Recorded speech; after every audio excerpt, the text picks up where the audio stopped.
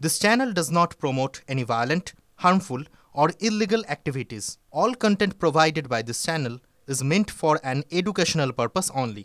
বিধানসভায় গেলেন চাকরিহারারা শুভেন্দু অধিকারীর সঙ্গে দেখা করতে গ্রুপ সি এবং গ্রুপ ডি কর্মীরা এবং তাদের যেটা দাবি ছিল তার কাছে তা হলো অযোগ্যদের তালিকা সামনে আনার। আর সেখানে শুভেন্দু অধিকারী তাদেরকে পরামর্শ দিয়েছেন যাতে তারা এটা নিয়ে সুপ্রিম কোর্টে যান এবং আইনজীবীর খরচ চাঁদা তুলে তাদেরকে দেওয়ার আশ্বাস দিয়েছেন।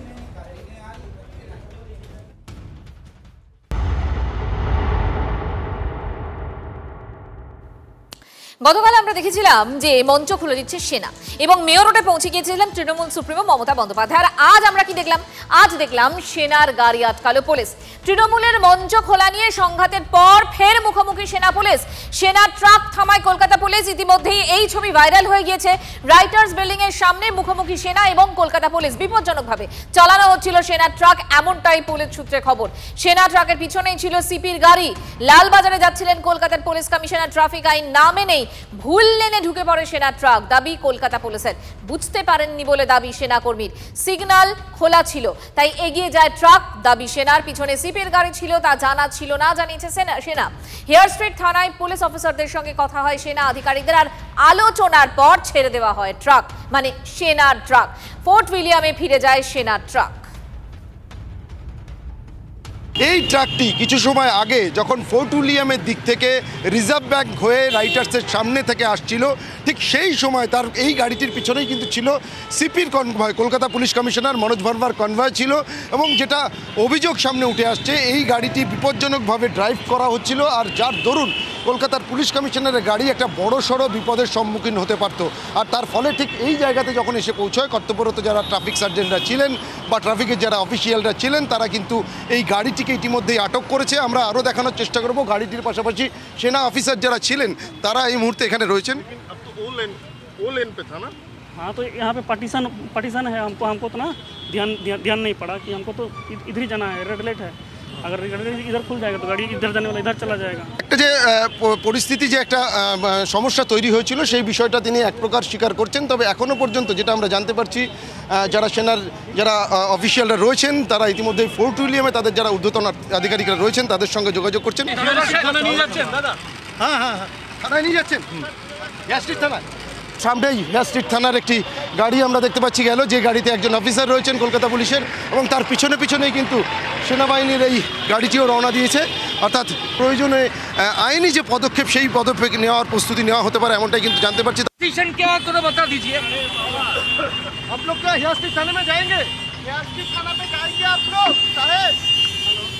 भैया क्या डिसीजन है तो बता दीजिए भैया। हेलो, वो बताइए।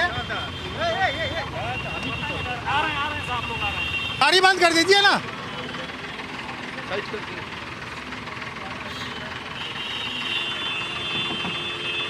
थोड़ा साइड करके गाड़ी बंद कर दीजिए, वो जाम हो रहा है। আমরা এই মুহূর্তে যেটা দেখতে পাচ্ছি যে ফোর্ট উইলিয়াম থেকে ইস্টার্ন কমান্ডের প্রায় 2 থেকে 3 জন সিনিয়র অফিসিয়াল বা সেনার অফিসিয়াল যারা রয়েছেন তারা এসে পৌঁছেছেন, এবং এই মুহূর্তে যারা পুলিশের যারা অফিসাররা রয়েছেন কলকাতা পুলিশের, তাদের সঙ্গে সেনা অফিসাররা কথা বলছেন। সেনার যিনি অফিসার ফোর্ট উইলিয়াম থেকে এসেছিলেন, ইস্টার্ন কমান্ডের যিনি অফিসার, আমরা দেখতে পাচ্ছি তিনি আবার তার যে জিপসি গাড়িটি সেটিকে নিয়ে এগিয়ে যাচ্ছেন, অর্থাৎ হেয়ার স্ট্রিট থানায় সম্ভবত যাচ্ছেন, সেখানে গিয়েই কথা হবে।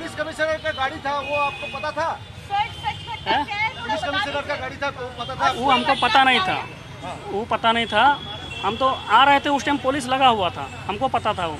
लेकिन जब वहाँ पे हम लोग जब काट रहे थे उस टाइम खाली अगर रोक देता तो हम वहीं पे रुक जाते, तो वही हम लोग टर्निंग करने के लिए जिससे मोड़ रहे थे उसी टाइम जस्ट क्रॉस किया गाड़ी। এই মুহূর্তে একেবারে যারা অফিসাররা ছিল সেনার, তারা কিন্তু ভেতরে গেল। কর্তব্যরত পুলিশ অফিসার তিনিও ভেতরে গেছেন। স্বাভাবিকভাবেই কি ঘটনা ঘটেছিল, এরপর কি করণীয়, পুরো বিষয়টা এখনো পর্যন্ত কথাবার্তার পর্যায়ে রয়েছে এবং পুরো বিষয়টা কথা বলছেন। সেনা পুলিশ সংঘাত, আর আমরা কিছুক্ষণ আগেই আপনাদের সেই সংঘাতের ছবি, প্রতিবাদের ছবি দেখাচ্ছিলাম। এই যে সংঘাত, তার আজ কিন্তু বিধানসভাতে গিয়েও আজকে পৌঁছলো। বিধানসভায় তুলকালাম, বাঙালি ভাবাবেগ নিয়ে বিধানসভায় তুলকালাম। তৃণমূল বিজেপি চরম বাদানুবাদের ছবি আজ আমরা দেখতে পেয়েছি। বিজেপিকে বাংলা বিরোধী বলে তোপ ফিরাদের। তৃণমূলের মঞ্চ খোলাকে 1971-এর সঙ্গে তুলনা করেছেন ব্রাত্য। বাংলাদেশে পাক বাহিনীর অত্যাচারের সঙ্গে তুলনা, পাল্টা সেনার হয়ে স্লোগান শুভেন্দুর। আবার বিধানসভায় সাসপেন্ড শুভেন্দু। ছবি দেখাচ্ছি আমরা সেই সময়কার। সামরিক বাহিনীকে ইন্ডিয়ান আর্মিকে অপমান করেন, তাদের গায়ে রাজনীতির ছোঁয়া লাগান এবং বাংলাদেশে সামরিক অভ্যুত্থানের সঙ্গে ইন্ডিয়ান আর্মির তুলনা করেন। এই ইন্ডিয়ান আর্মির সম্পর্কে উনার বক্তব্য বিবরণী থেকে বাদ দেওয়ার দাবি করেছিলাম।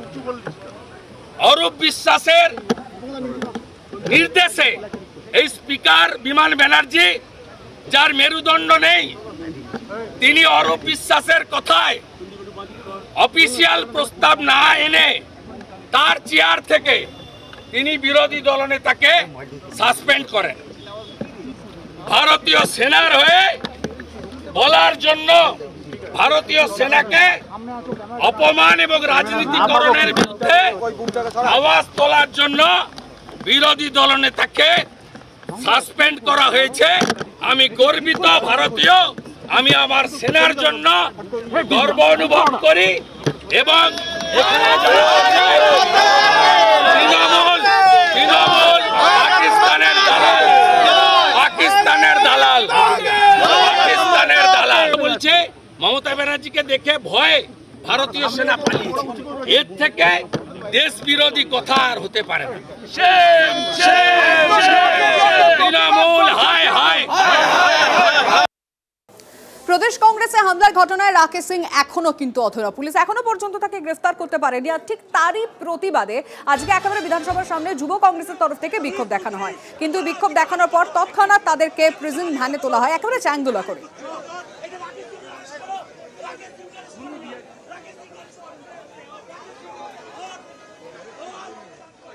লজ্জা করা উচিত। রাকেশ সিং রাস্তায় দাঁড়িয়ে ইন্টারভিউ দিচ্ছে, পুলিশ নাকি তাদেরকে ধরতে পারছে না, কারণ তার নাকি খোঁজ পাওয়া যাচ্ছে না।